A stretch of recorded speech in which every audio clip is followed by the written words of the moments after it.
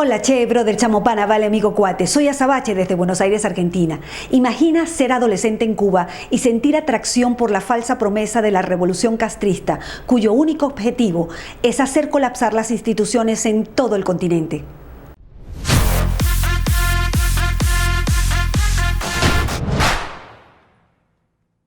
Miles de personas se han sentido atraídas por la falsa promesa de la revolución castrista.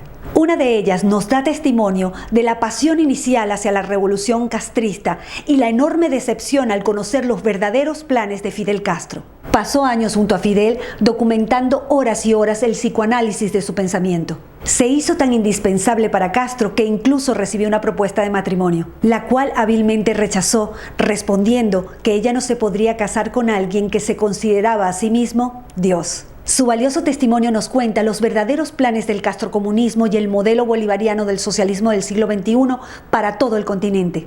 Esta vez conectamos con la doctora cubana Hilda Molina, científica, neurocirujano, presidente de Crecer en Libertad, coordinadora de Argentina por los Valores y una referente internacional de los derechos humanos. Síguela en sus redes sociales como @HildaMolina_por los valores. Te invito a colaborar para generar estos contenidos y continuar difundiendo e integrando a nuestra comunidad en donde quiera que se encuentre. Puedes hacerlo a través de PayPal y Mercado Pago. Toda la información en la descripción del video. Suscríbete a Plomovisión, 24 horas de opinión y a Azabache Online. Activa las notificaciones, comenta y comparte. Sígueme en las redes sociales como @Azabache Online.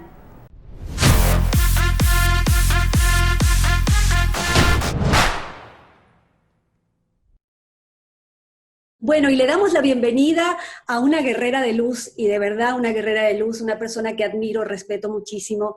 Hilda, gracias de verdad por tu tiempo, por estar aquí. Esta conversación nos la debíamos desde hace mucho, mi guerrera, y cada vez que pienso en ti, no puedo evitar no pensar en el noble pueblo cubano, de todas las cosas que ha sufrido y de dónde comienza todo esto. Primero, darte la bienvenida, saber cómo estás, coméntame. Estoy con 77 años, todo lo propio de la edad, pero sobre todo muy cansada, que yo digo que es un cansancio más bien emocional, preocupada por la patria de mis nietos, que es esta, y por la América Latina. Y la mía, bueno, la mía hace rato que yo estoy luchando por la mía, pero ya lo que no quiero es que se expanda como está sucediendo. Como tú y yo sabemos que está sucediendo. Así es, así es. Yo quiero decirle a todos los guerreros, Hilda Molina es cubana y ella ha vivido lo que es el castrismo desde adentro, y por eso es que me parece tan valiosa esta entrevista y el testimonio que ella es, porque es un testimonio viviente de cómo funciona eso adentro. Y mi primera pregunta, Hilda, es, ¿qué pasó? ¿Cómo llegamos a esto? Llegamos a esto, lo nuestro comenzó en el año 1959, un país maravilloso, fundado en valores, o sea, tú sabes que estos regímenes describen las historias. Mi país no era ni una aldea, ni el traspaso de los americanos, como se dice, uno de los países más prósperos de Iberoamérica. Hay que revisar los archivos, no creerme a mí, sino revisar los archivos. Y bueno, yo tenía 15 años nada más, una muchachita acomodada, de familia cómoda, estudiosa, con un proyecto de vida, un país edificado sobre valores, así nos decía. Y de pronto, el 1 de enero de 1959, el señor Fidel Castro llega al poder, convertido en una deidad internacional, por obra y gracia de un marketing que él se hizo, pero además por obra y gracia también de que el mundo lo deificó. A nosotros, nadie nos había dicho, allá no se hablaba de comunismo. Si la palabra se decía era algo muy lejano que existía en Europa. Y nadie nos alertó a Azabache, nadie. Y eso no quiere decir que nosotros, yo siempre comienzo a autocriticarme aunque tenía 15 años. Y el señor Fidel Castro traía un plan preconcebido. Esto me encanta porque tú sabes las horas que él habló conmigo. O sea, no es que me parece. Yo por eso te agradezco que digas que soy un testimonio viviente, porque todo lo viví, pero además yo creo que pocos han tenido la oportunidad de haber sido testigo de cómo él edificó su patria grande latinoamericana. Él había concebido desde adolescente, tomar el poder en Cuba, establecer una base de operaciones, perpetuarse en Cuba y de allí crear su patria grande latinoamericana, como él la llamaba. Así mismo me dijo, una patria latinoamericana antiimperialista. Yo que lo estudié, le hice un perfil psicológico, me di cuenta que como él sabía, él amaba a Estados Unidos, pero sabía que nunca iba a poder ser nada en Estados Unidos. Y de ahí decidió crear algo para oponerse a los Estados Unidos. Y todo lo traía diseñado para perpetuarse con nosotros y para extenderse por América Latina. No es que el poder corrompe, que no, él lo traía, me consta. No me lo dijo así con estas palabras, pero del estudio que le hice y de tanto que habló conmigo, además, ¿cuáles fueron los pasos para llegar a esto? Si quieres después te los digo. Sí, por favor. Bueno, lo primero que tenía que hacer era dominarnos a nosotros rápidamente para poderse perpetuar en Cuba. Nos convirtió en un laboratorio de experimentación social, política y económica. Yo en ese momento, con 15 años, o sea, yo amaba ese proceso, yo detuve mi proyecto de vida para sumarme a ese proceso, pero enseguida comencé a vivir una angustia existencial que me dura hasta hoy, y que ya a medida que maduré me di cuenta de qué se trataba, y es que los valores fundacionales de Cuba y los que los seres humanos llevamos dentro como parte de nuestra esencia, los eliminó inmediatamente. Nuestro país tiene la condición de insularidad, o sea, fue fácil aislarnos, nos desinformó inmediatamente. ¿Cómo? Bueno, todos los medios de comunicación, todos, absolutamente todos pasaron al poder de él, el gobierno de él. Además nos convirtió en independientes absolutamente todo, porque no se demoró en quitar todas las propiedades privadas, todas.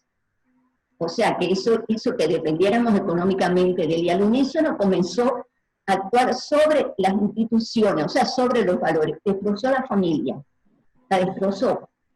Dijo que no iba a quitar la patria potestad, pero inmediatamente las becas, separar los matrimonios, separar las mujeres de los hombres en tareas inútiles.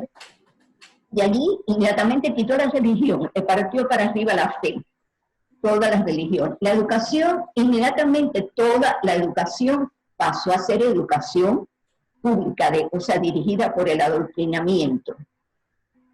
No quedó una sola organización de la sociedad civil, todo caso, todo. Cuando yo digo todo, es todo, desde 1959 hasta la fecha. Y de allí partió para arriba para los valores.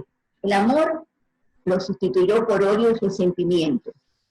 La libertad nos la quitó y la cedimos al unísono, porque era Dios. El respeto lo sustituyó por miedo. La verdad lo sustituyó por mentira. El servicio, la vocación de servicio que nos enseñó, estoy hablándote de valores que nos enseñaban a los cubanos, que había que tener un proyecto de vida inspirado en la vocación de servicio, todos detuvimos nuestro proyecto de vida y comenzamos a vivir el de él, sin saber a derecha qué cosa era. ¿Cómo logró eso? Sencillamente probándonos el pensamiento. Ya después, cuando él se acerca a mí, después si quieres yo te explico el proceso de por qué él se acerca a mí. Tantas conversaciones que tuvo conmigo. Él usó conmigo, hablando conmigo, riéndose de los oligarcas, porque era una cosa muy común en él. Los oligarcas son muy malos, pero son muy bobos, me dijo.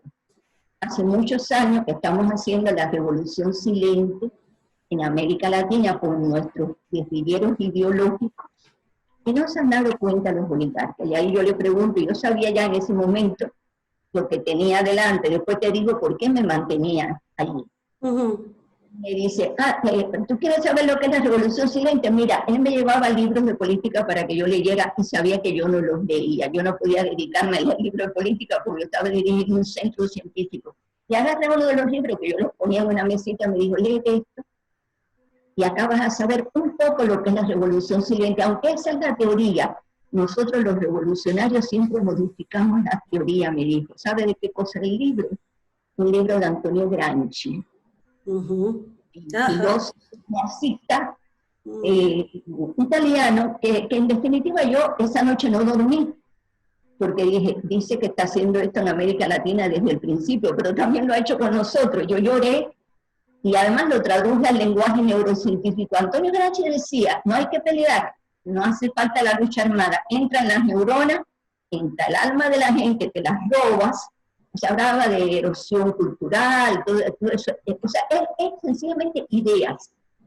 Claro. Penetrar el pensamiento de la persona y robártelo. Ahí me di cuenta yo, cuando él me dice lo que estaba haciendo en América Latina, que lo había hecho con nosotros. Y efectivamente, ¿cómo lo hizo? Después de destruir todas las instituciones, con consignas y discursos éticos que inundaban el ambiente, no se podía vivir, no se puede vivir todavía, pero en aquel momento eran vallas, televisión, radio, por todas partes ahí, discursos éticos, mucho odio, mucho resentimiento en la sociedad dividida, los malos y los buenos, los revolucionarios y los agentes de la CIA, los ricos malos que son ricos porque les robaron las cosas a los pobres.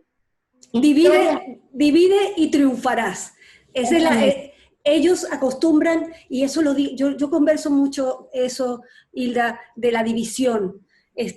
Hoy en día estamos viendo en nuestras sociedades hombres contra mujeres contra hombres, mujeres contra mujeres, alumnos contra profesores, hijos contra padres, marchas contra marchas, todo, y entran al poder utilizando efectivamente, como me estás diciendo, nuestras herramientas democráticas para luego manipularlas a favor del castrocomunismo. Entonces todo lo que me estás diciendo lo estamos viviendo. O sea, padres contra hijos, hermanos contra hermanos a través de la delación, todo eso. Entonces, la historia es escrita sobre una base de mentira y entonces mucho nacionalismo patriotero, con malos internos y un gran enemigo poderoso externo. Y allí, con todo eso, nos fue manipulando emocionalmente, extorsionándonos psicológicamente, alienándonos y provocando un quebranto de la esencia nuestra como seres humanos, que un compatriota mío que quiero mucho la llamó daño antropológico. Tú sabes que yo hablo mucho de eso. Ah, qué interesante. Eso quiero que lo conversemos también, del daño antropológico que nos están haciendo, que van muy avanzados, ¿no? Que quebranta tu esencia como ser humano y te convierte en la nada misma, o sea, en un ente aislado en un contexto llamado masa, con un escenario ya prefabricado y con un líder que es Dios.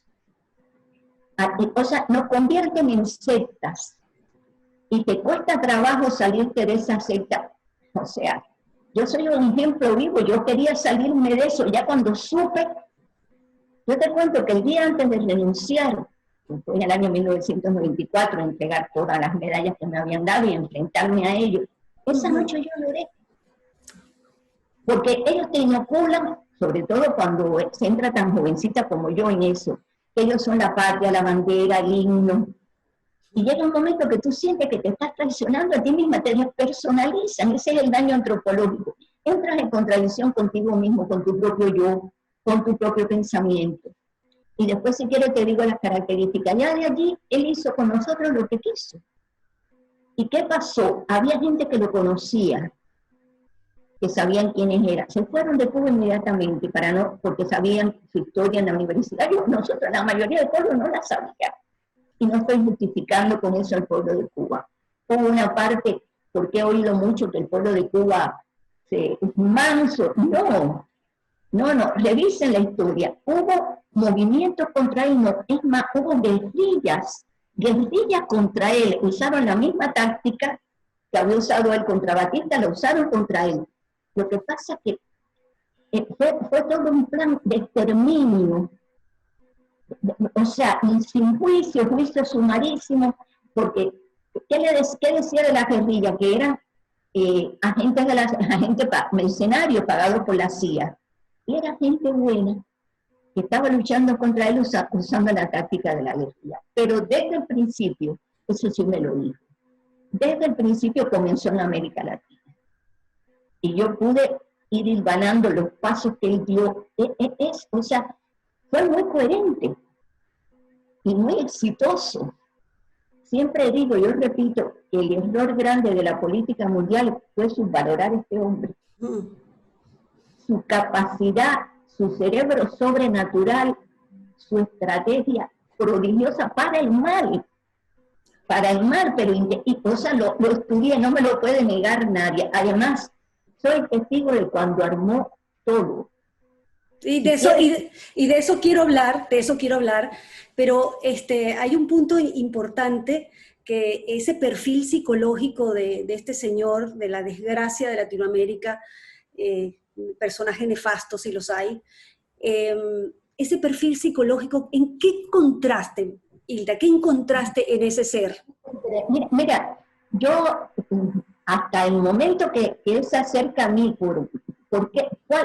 ¿Por qué? En Cuba estaba absolutamente prohibido el contacto con el extranjero.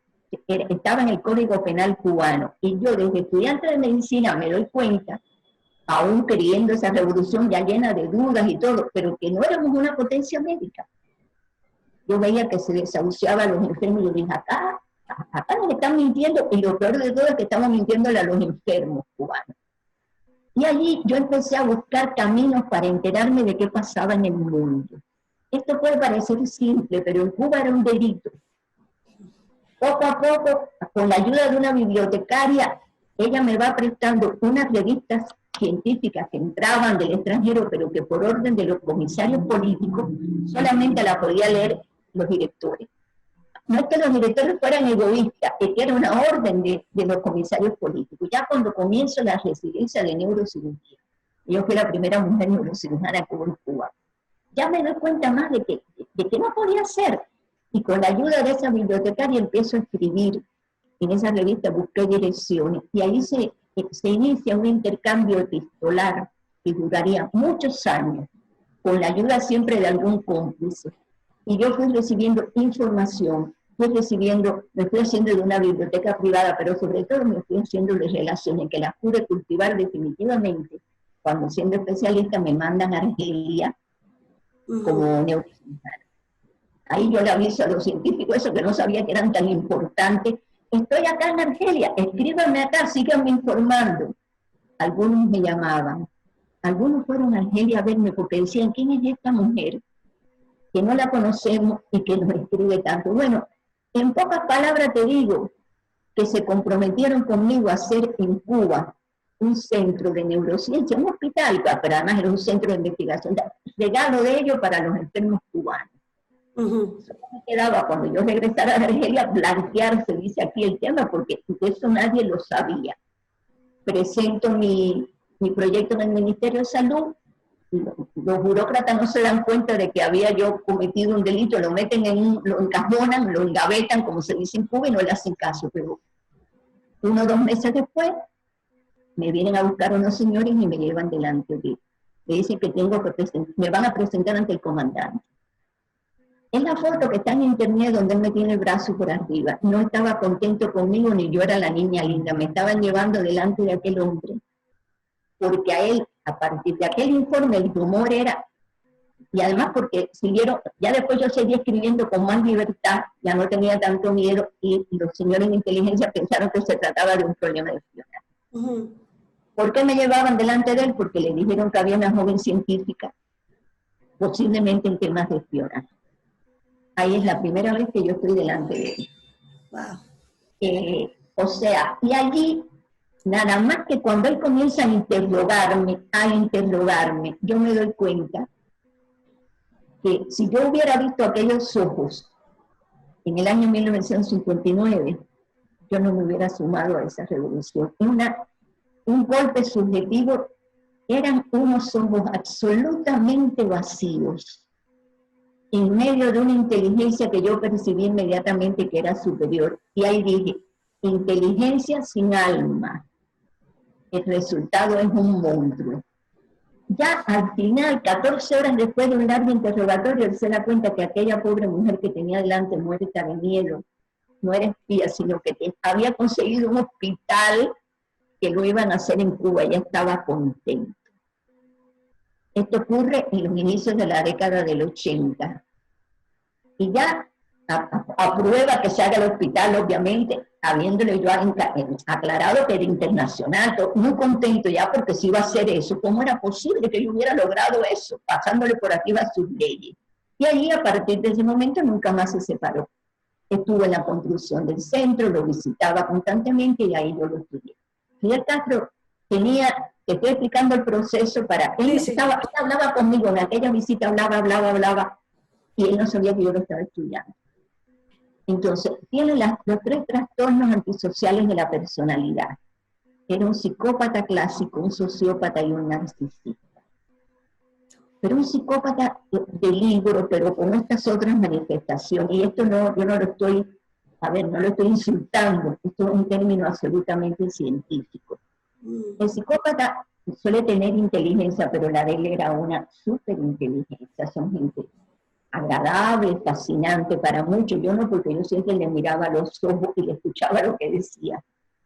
Pero además, son responsables cuando cometen un delito porque no es una enfermedad. Son monstruos, tienen que responder por los delitos que cometen. La característica fundamental es de ellos, del psicópata en sí, es que utilizan al ser humano, a cualquiera, y lo desechan cuando ya no lo necesitan. Cuando les digo desechar, puede ser matarlo también. No les quedan, o sea, no quieren a nadie, no tienen empatía hacia nadie, no les queda remordimiento porque se sienten con derecho a eso, a vivir así. Y en él el rasgo predominante era el resentimiento. Una vez me preguntaron qué tienen tanta gente tan diferente que siguen a Fidel Castro. Les dije, lo que tienen en común es que todos son resentidos. Un atom model, un multimillonario de aquí, un pobre de la tierra, él embanderó, encolumnó detrás de él a todos los resentidos del mundo. Todos sus seguidores son, yo le llamo a su socialismo del siglo XXI, que él lo creó, después si quiere te puedo decir cómo le llamo el régimen transnacional de los resentidos. Utiliza ese horror que es el resentimiento para mover, o sea, saca lo peor que tiene el ser humano. Yo pude conocer su pensamiento, porque él hablaba, y en medio de hablar, o sea, él decidió en qué salón de ese centro se iba a sentar a hablar conmigo, donde yo me tenía que sentar, y hablaba.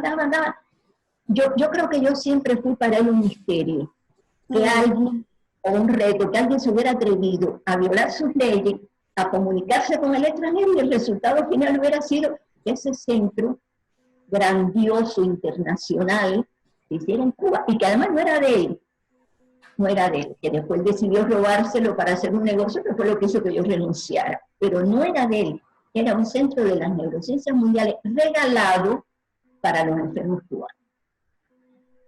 Era un psicópata temible. Yo salía de aquellas visitas de tantas horas, yo salía agotada emocionalmente por las cosas que él hablaba, y que parecía que él se sentía orgulloso de lo que decía. Inclusive tengo un libro, no sé si algún día lo publicaré con el perfil, lo tengo ya escrito, pero con su pensamiento sobre la maternidad, el pueblo, el poder, la música, el amor, la comida, la literatura. O sea, no es que me decía que voy a hablar de la familia, pero en medio de todo lo que hablaba, de pronto hacía una definición de la maternidad. Yo salía corriendo cuando él se iba y ponía, llegó a esta hora, se fue a esta hora, iba escribiendo lo que había, lo espantoso que iba diciendo de cada definición, y lo que había hecho con nosotros y lo que estaba haciendo con América Latina, que sigue caminando, aunque él esté muerto y aunque mañana se muera Raúl. Sí, yo de hecho te digo algo, Hilda. Fue tan inteligente, como bien dices, que sus semillas se han cultivado en Latinoamérica, y te diría que en el continente, es más, te diría que hasta globalmente. Es lamentable. Sabache, síguele la pista, porque yo a medida que lo tenía delante empecé a aspectos de la propia historia de ese proceso que yo las había vivido. Por ejemplo, lo primero que hace es hacer un censo de los subversivos del mundo. Él no me lo dice de los subversivos, me dice un censo de los revolucionarios, una suerte de decir. En el año 1966, ya con ese censo, los convoca en Cuba, la primera reunión tricontinental se llama, que yo era una jovencita, y estuve en la reunión. allí queda constituida la Organización de Solidaridad de los Pueblos de Asia, África y América Latina, que no era de solidaridad, era un antro de espionaje que todavía tiene su sede en Cuba, dirigido por el Comité Central del Partido Comunista de Cuba, el Departamento de América. Pero al unísono, él comienza con las guerrillas. O sea, ya tenía a los subversivos, crea campos de entrenamiento en Cuba, las guerrillas donde la estrategia la dirige él, financiarlo, entrenarlo, pero al tiempo que los entrenaba, los adoctrinaba. Pero aparte de eso, cuando me habla de la Revolución Silente, y yo me lo leo y me dice que está desde el principio, y que él tenía además sus guerrilleros ideológicos, me doy cuenta que desde el principio tiene rodando por América Latina, no solamente guerrilleros con armas, sino gente entrenada por él para lavarles el cerebro, o para robarle el cerebro a los latinoamericanos. Esta palabra tal vez tú no la has oído nunca, guerrillero, mis guerrilleros ideológicos, decía. Y después averigué y tenían campos de entrenamiento en Cuba para sus guerrilleros ideológicos. Bueno, la subversión esta armada, que todo fue financiado, entrenado en Cuba. Wow. Pero el foro de Sao Paulo, fíjate que te estoy hablando. Ahora vamos a hablar sobre el foro de Sao Paulo, porque quiero saber cómo lleva Fidel Castro y bueno, y toda su gente el plan adelante. Quiero saber cómo lo están implementando. Nosotros sabemos mucho de los síntomas, pero me gustaría que lo oyeran de ti. Vamos a pasar a la otra plataforma. Invito a todos los guerreros que no se vayan de ahí. Ya saben que la primera parte siempre la van a encontrar aquí en Plomovisión 24 horas de opinión, y la segunda parte, como siempre, por @SabachoOnline. No te vayas de ahí, que seguimos con esta excelente entrevista con la doctora Hilda Molina. Vamos.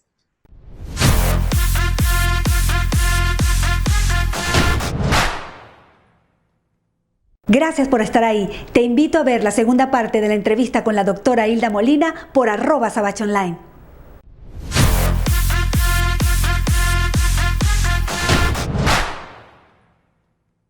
Gracias por seguir ahí. Recuerda que puedes ver la primera parte de la entrevista con la doctora Hilda Molina por Plomovisión 24 horas de opinión.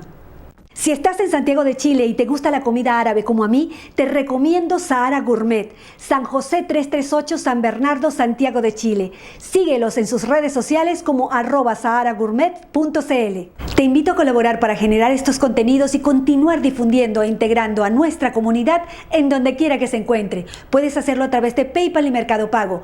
Toda la información en la descripción del video. Suscríbete a Plomovisión 24 horas de opinión y a Sabacho Online. Activa las notificaciones, comenta y comparte. Sígueme en las redes sociales como @SabachoOnline.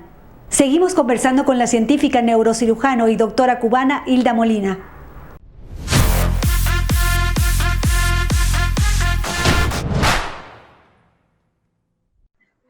Bienvenidos, bienvenidos, gracias por continuar ahí, mis guerreros de luz.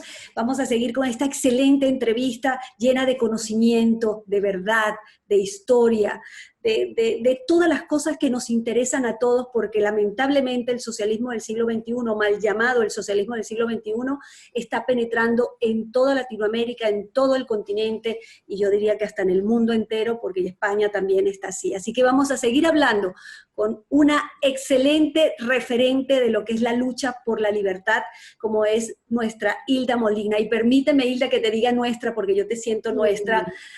La verdad es que tu lucha, has levantado la voz tantas veces por Venezuela, y yo la verdad me siento muy comprometida, no solamente con Venezuela, sino con el noble, y te lo vuelvo y te repito, pueblo cubano.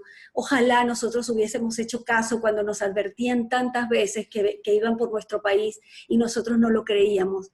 La soberbia del venezolano, me acuerdo que hay un dicho que repetían muchísimo: no, Venezuela no es una isla, Venezuela nunca va a ser Cuba, y mira dónde estamos, y pasó, y veo repetirse el mismo, no, nosotros no somos Venezuela en los diferentes países, sí, incluyendo aquí en Argentina, y me preocupa mucho, Hilda, me preocupa mucho, y ahí es donde vengo con la siguiente pregunta.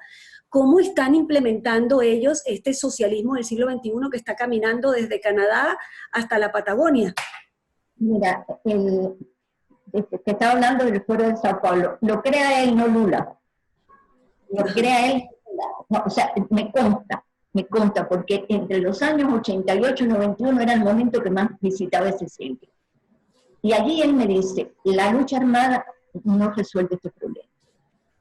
Tenemos que crear, o sea, era una obsesión, además ya perdía sus mentores europeos.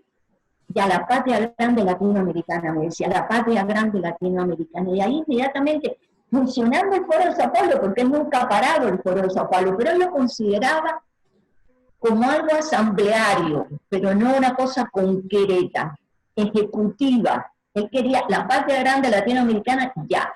Y ahí se sentó.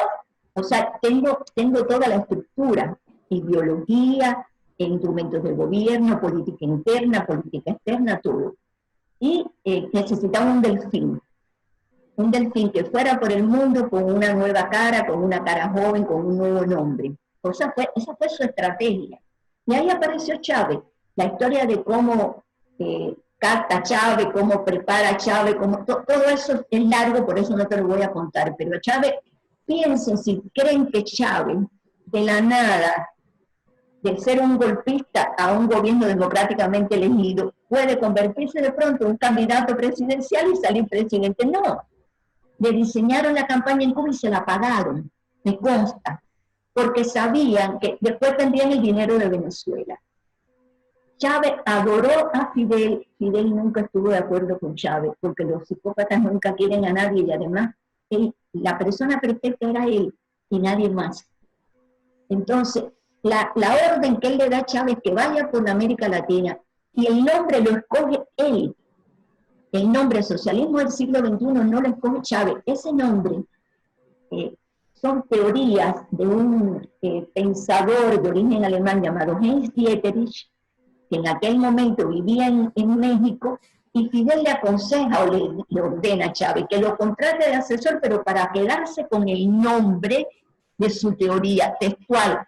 No le hagas caso a lo que dice porque esto no, es un teórico, pero el nombre nos gusta. Ahí surge el nombre, no lo pone Chávez. Cuando Chávez dice, no sé si llegó a algún momento a decir la patria grande latinoamericana, pero eso lo decía Fidel, la patria grande latinoamericana. ¿Cuál es la? Primero, formar un bloque monolítico, que se defiendan entre ellos, que nunca se critiquen en público, que copen los organismos internacionales y regionales, que lo copen como lo hacen, porque además el castrismo tiene una gran experiencia en el lobby diplomático, y de ahí defender a su gente. Usar el petróleo de Venezuela para aquellos que de momento no se integren, como son los países del Caribe, no se integren como tal al socialismo del siglo XXI, tenerlos comprados con petróleo. Como el petróleo de Venezuela, que se designaba a los países del Caribe, lo administraba Fidel, lo administraba el castrismo. Entonces, cada país, así lo decía Fidel, que tenga su impronta, y la impronta del líder el que surja en el momento. Tuvieron a Correa, a Evo, a Lugo, el de Paraguay, a Dilma, o sea, a Lula y a Dilma, obviamente a los de siempre, los de Nicaragua, el Daniel Ortega, y lo que fuera surgiendo sobre la marcha, y que cada cual lo hiciera a su manera, pero siempre llevando a Cuba, como siguen yendo, a formación de guerrilleros ideológicos. Eso sigue operando en Cuba.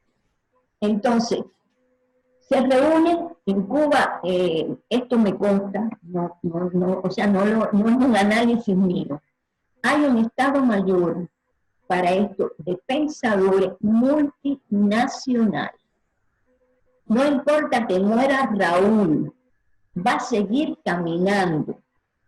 Porque esperaban que cuando muriera Chávez se terminaba el problema de Venezuela, que cuando muriera Fidel se arreglaba todo. Yo decía, no le deseen la muerte. Primero, porque no se debe desear la muerte de nadie. Segundo, porque no va a pasar nada.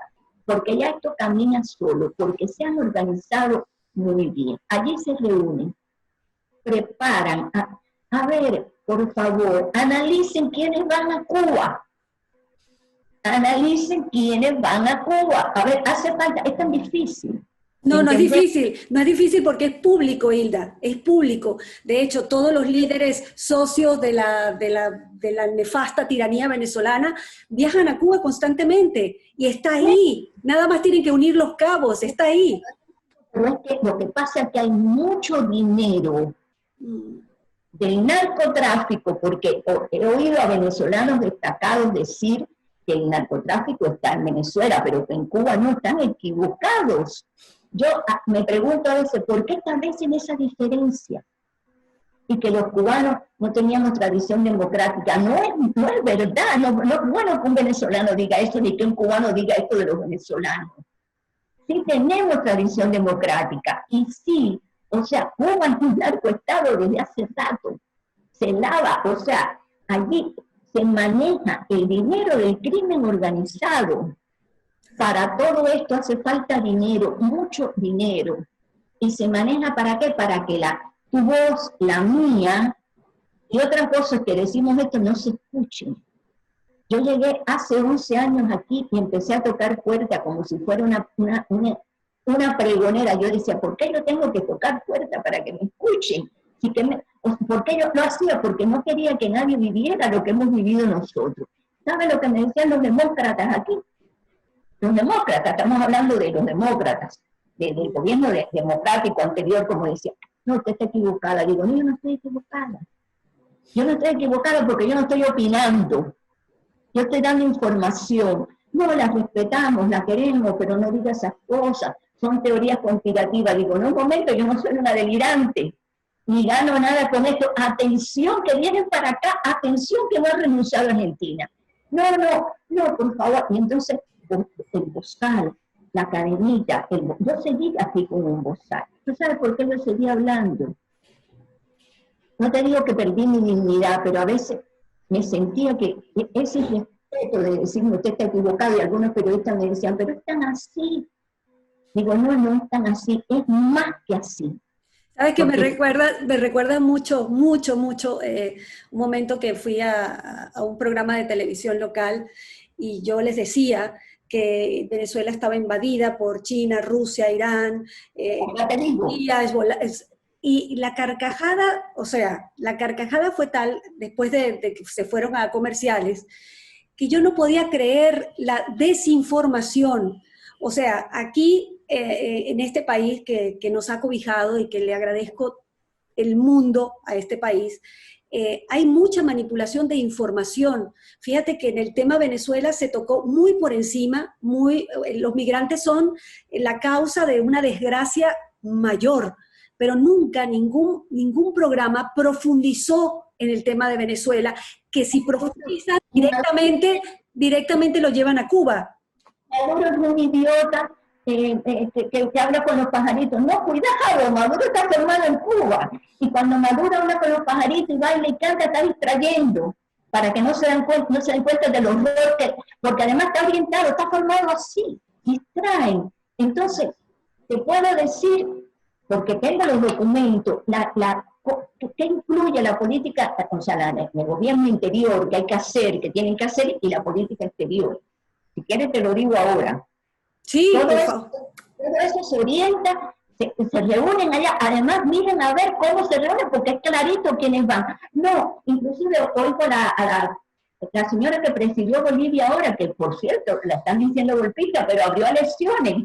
Y le van o sea, han alzado democráticamente, le siguen llamando golpista. Ella criticó acá porque acogían acá a Evo Morales, pero ella no se dio cuenta que había estado primero en Cuba, porque Evo salió de allí para Cuba a recibir instrucciones o a lo que sea. Bueno, tienen que capturar el poder por la vía democrática.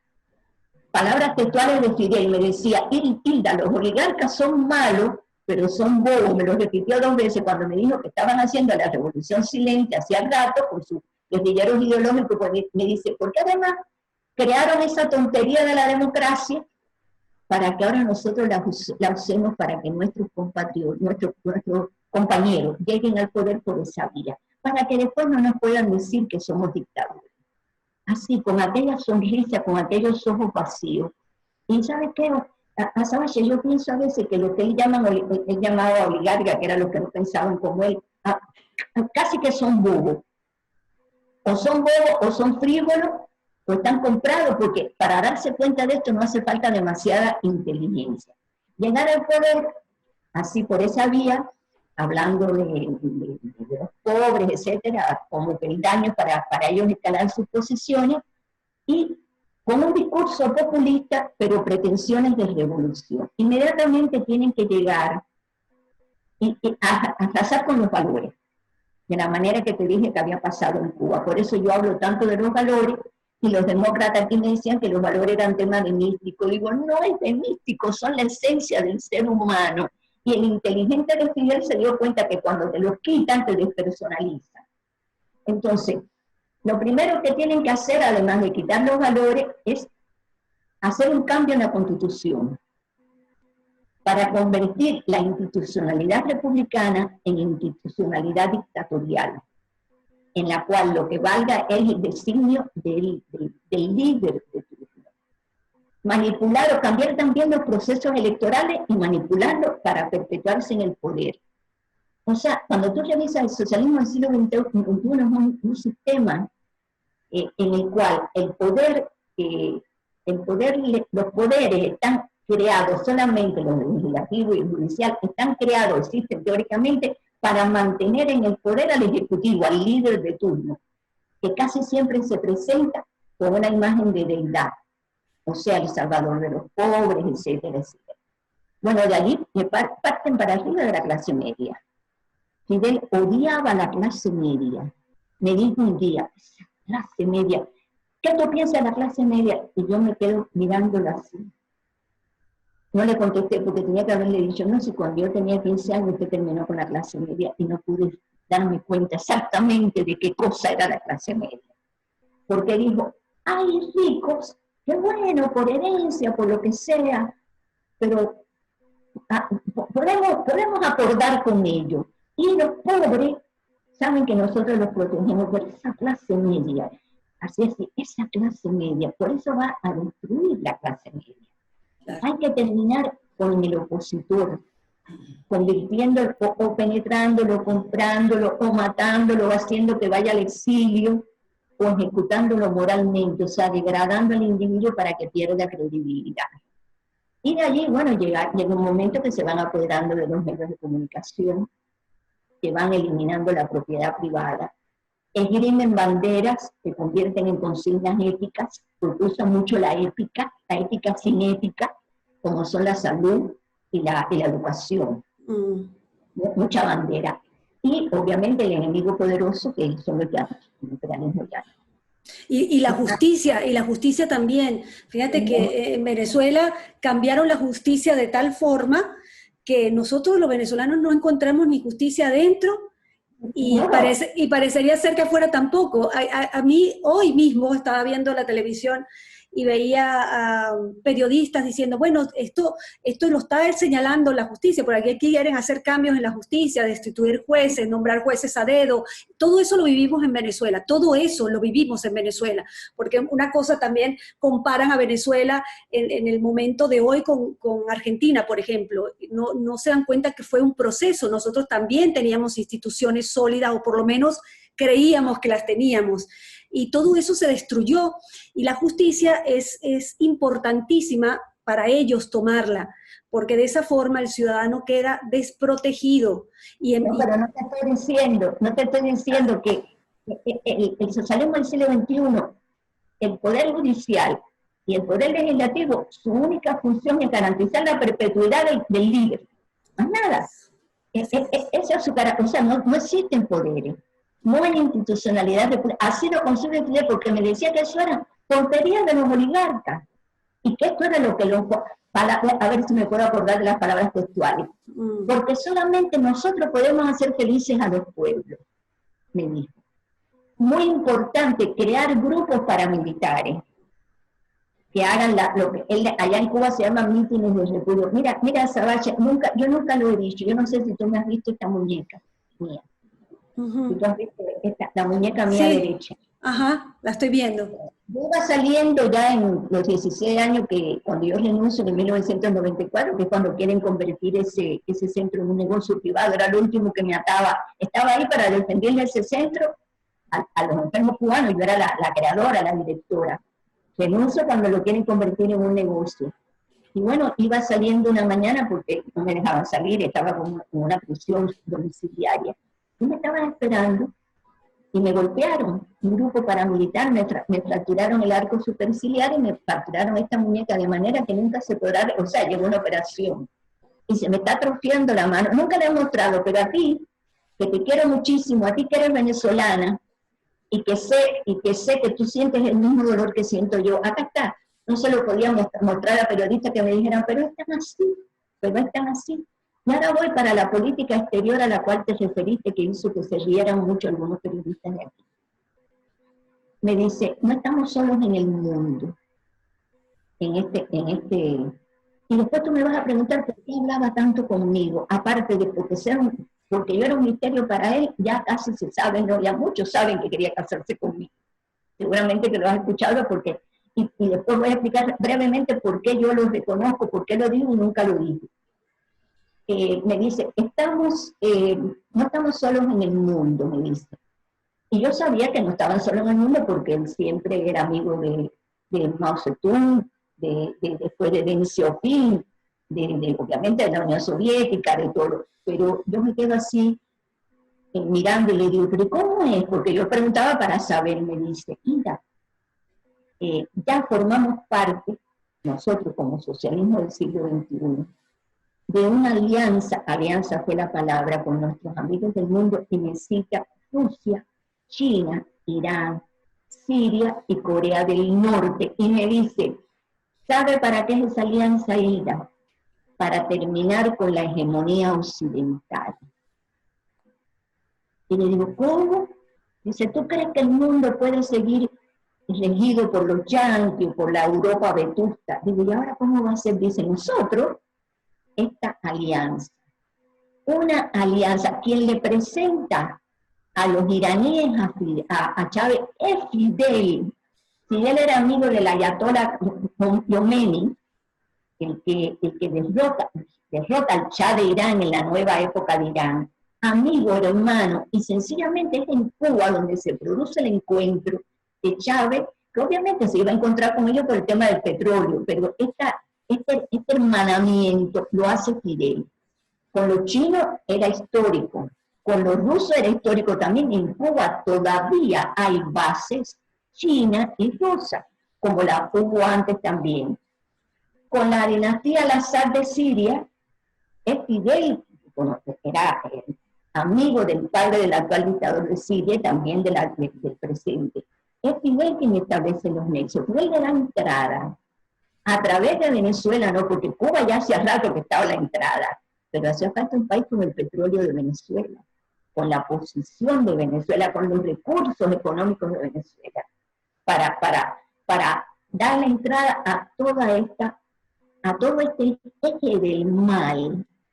Y no es que yo esté muy contenta con los valores occidentales, porque realmente también a veces los oligarcas, como decía Fidel, son bobos, tan bobos que han dejado avanzar a los chinos, porque cuando tú eres millonario, capitalista, y vas a invertir en un país donde sencillamente se explota a los trabajadores y no hay ni libertades ni derechos, tú no tienes ética. A mí me han hablado alguna gente, no, pero los chinos comen mejor. Digo, comer sin ética, sin libertad y sin derecho es como no comer. Pero ese es el error.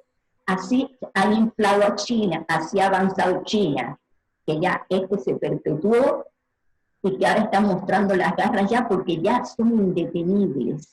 Así es. Son indetenibles y te cuento más, o sea, esas deudas tan escandalosas de los países latinoamericanos, ellos las van a aprovechar, bueno, 100.000%. Claro. Ellos avanzan sin tregua.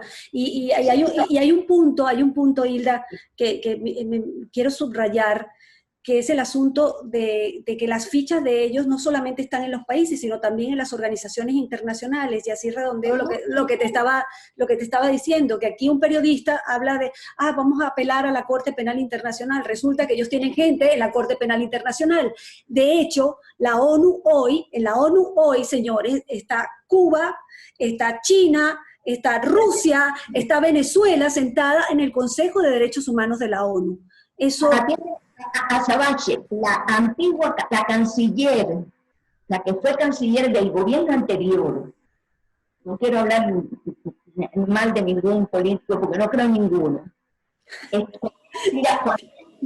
Cuando ella aspiraba a ser secretaria general de la ONU, que después no ganó, fue a Cuba a pedirle al canciller cubano, Felipe Pérez Roque, que le gestionara votos o sea, la canciller de un gobierno que dice que era democrático, ella no siguió, fue a buscar el lobby castrista para ganar las elecciones y ser secretaria general de la ONU.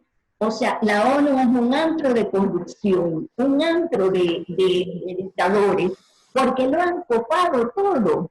Porque nosotros contemplativamente se han quedado así, preguntando, pero están así, pero yo digo que los frívolos son tan peligrosos como los malos.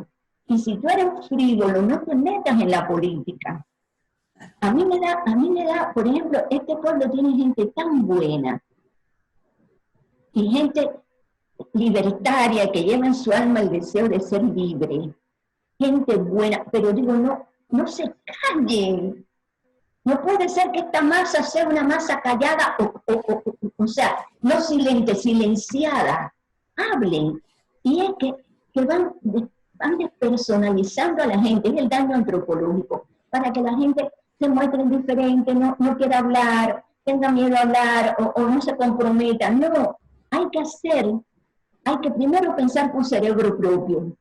Se puede emerger del daño antropológico. Tú emergiste y yo también. Tenemos las dos daños antropológicos.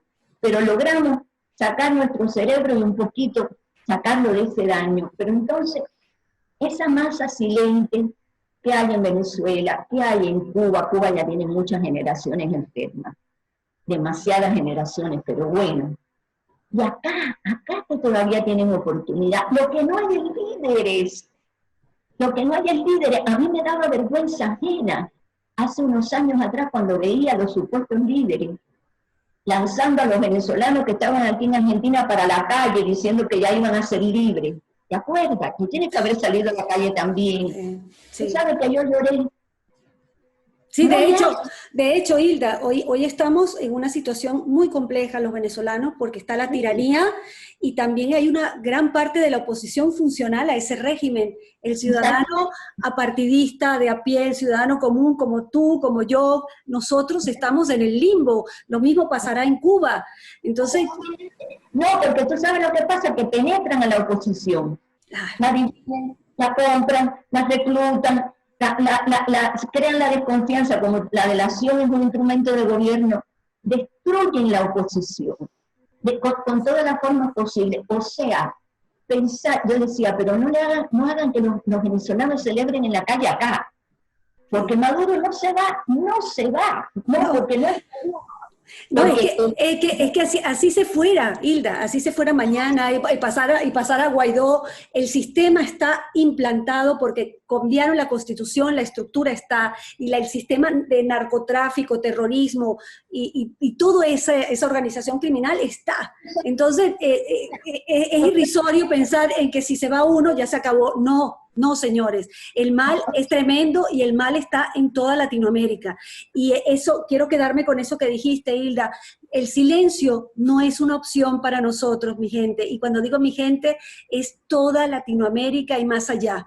El silencio no es una opción. Hay que pensar por nosotros mismos y hay que acudir a los valores. Ahí, Hilda, te quiero dar la palabra para que se me acabó el tiempo, pero esto tenemos que seguirla porque me parece súper importante todas las cosas que me estás diciendo. Yo quiero que los guerreros anoten dónde estás, tus redes, tu plataforma, y que le des un último mensaje a a todos los que te escuchan, porque la verdad es que tu testimonio es valiosísimo. Bueno, acá hay que decirle a todo el mundo que no se callen y que lo que tenemos que unirnos. Yo, con mis 77 años y sin experiencia, abrí mis pobres redes sociales únicamente para poder transmitir esto, y estoy haciendo lo que puedo, porque no puede decir que los venezolanos digan que los cubanos nos faltó esto, o viceversa, no, ni los bolivianos, ni los nicaragüenses, todos, tenemos para que se sepa. Yo lo que quiero es que se sepa. Y si la prensa quiere seguir desorientando, quiere seguir desinformando, si los analistas que andan por todas partes, los académicos, quieren seguir desinformando, están las voces de nosotros. Y el mensaje que yo quiero dar, además de la necesidad de unirnos y de no callar, es que esto es para los jóvenes. Todos queremos siempre ser protagonistas de una revolución. Es algo que llevamos desde la adolescencia hasta desde la niñez. Bueno, acá tienen, viva todavía, a una persona que desde los 15 años protagonizó la revolución más publicitada de los siglos XX y XXI. Y les digo que es mentira. Que esas no son revoluciones. Que hay una sola revolución que la podemos protagonizar nosotros sin necesidad de líderes. Y es la de los valores. Sentarnos hoy, cada día, un minutico a decir qué tengo que cambiar yo para ser mañana mejor que hoy. Y ya cuando yo empiece a cambiar un poquito cada día, estoy cambiando el mundo conmigo misma, pero además mi entorno, mis descendientes, mis amigos, y además ir haciendo lo que yo pueda para que los demás cambien. Y entonces sí cambiaremos el mundo. El futuro de la humanidad no se define ni en cenáculos políticos, ni en cenáculos financieros, ni en cenáculos académicos, ni en cenáculos científicos, se define en el seno de una familia, de cada una de las familias de nosotros, con el amor, porque de nosotros depende formar las generaciones de buenas personas que son las únicas que pueden cambiar al mundo.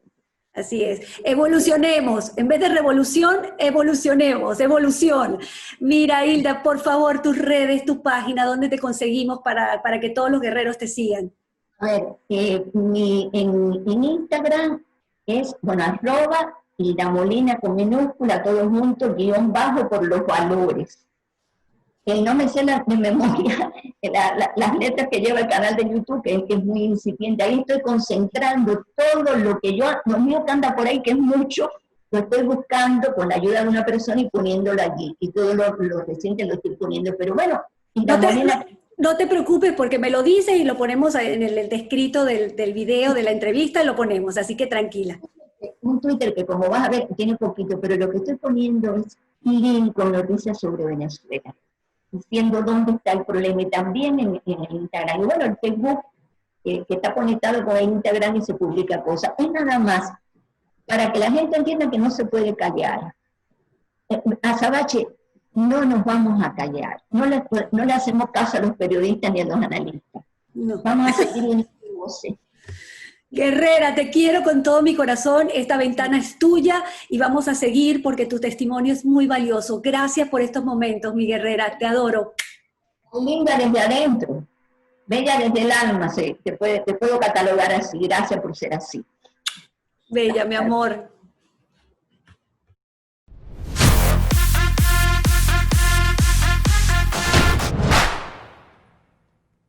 Hoy en día, los venezolanos conocemos en carne propia lo que padece el noble pueblo cubano. Lamentamos no haber reaccionado a tiempo a la advertencia de lo que estaba por pasar en Venezuela. Ojalá que los países que hoy dicen nosotros no somos Venezuela porque tenemos instituciones firmes e industria próspera, entiendan que Venezuela hace 22 años también tenía instituciones firmes e industria próspera. Y nosotros, igual que ustedes, también decíamos, aquí eso no puede pasar porque Venezuela no es Cuba.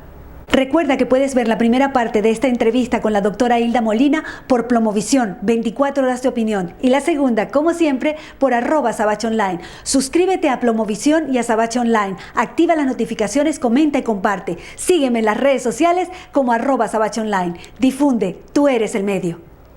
Muchas gracias por mirar.